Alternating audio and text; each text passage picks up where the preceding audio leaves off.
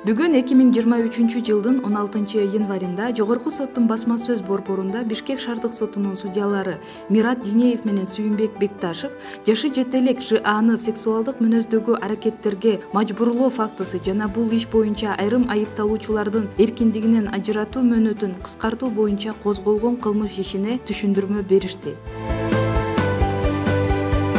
Маалымат жыйынынын жүрүшүндө судьялар 2023 жылдын 12 январында бул кылмыш ишин Бишкек шаардык соту карап, ага карата төмөндөгүдөй өкүм чыкканына түшүндүрмө беришти. Бул иш боюнча бир айыпталуучуга карата Кыргыз Республикасынын Кылмыш жасоо кодексинин 156 беренеси боюнча 3-бөлүм боюнча 3 жылга чейинки мөөнөткө белгилүү бир кызмат ордун ээлөө же белгилүү бир иш менен алектенүү укугунан ажыратуу менен 8 жыл эркиндигинен ажыратылып,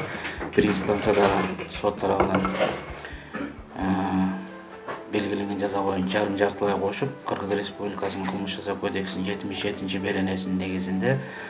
ага карата дайындалган жазалар жарым жартылай кошулуп, бир отура 3 жылга белгилүү бир кызмат ордун ээлөө укугунан ажыратуу менен 9 жыл эркиндигинен ажыратылып, жазасын жалпы тартиптеги түзөтүү убактарында өтөсү деп аныкталды. Экинчи айыпталуучу боюнча Кыргыз Республикасынын айыбына угузулган Кыргыз Республикасынын Кылмыш жасоо кодексинин 156 статьясынын 2017 жылдагы жазык кодексинин 163 беренесине которуп чиктеп, 2 жылга чейин эркиндигинен ажыратылып, Кыргыз Республикасынын Кылмыш жасоо кодексинин 77 беренесинин негизинде ага карата белгиленген жазалар жарым жартылай кошулуп, бир отура 3 жылга белгилүү бир кызмат ордун ээлөө же белгилүү иш менен алектенүү укугунан ажыратуу менен 6 жыл эркиндигинен ажыратуу жазасы белгиленди. 3 айыпталуучуга тең карата жазасын жалпы тартиптеги түзөтүү убактарында өтөсү деп аныкталды. 3-чү айыпталуучу боюнча биз квалификациясына караган жокпуз, анткени ал боюнча апелляциялык даттануу келип түшкөн эмес.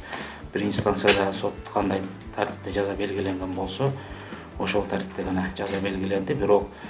мамлекеттик айыптоочу тарабынан сунуш келтирилген үчөөнөтөн карата, анткени алардын жаза өтөөсү жалпы тартиптеги тарбиялоо абагында деп белгиленип калгандыктан,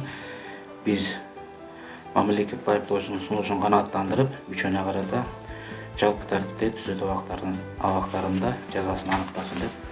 белгиледик. Бишкек шаардык сотунун кылмыш иштер жана жоруктар жөнүндө иштери боюнча соттук коллегиясынын 2023 жылдын 13 январындагы чыгарган өкүмү менен Бишкек шаарынын Свердлов райондук сотунун 2022 жылдын 30 августундагы өкүмү өзгөртүлгөн.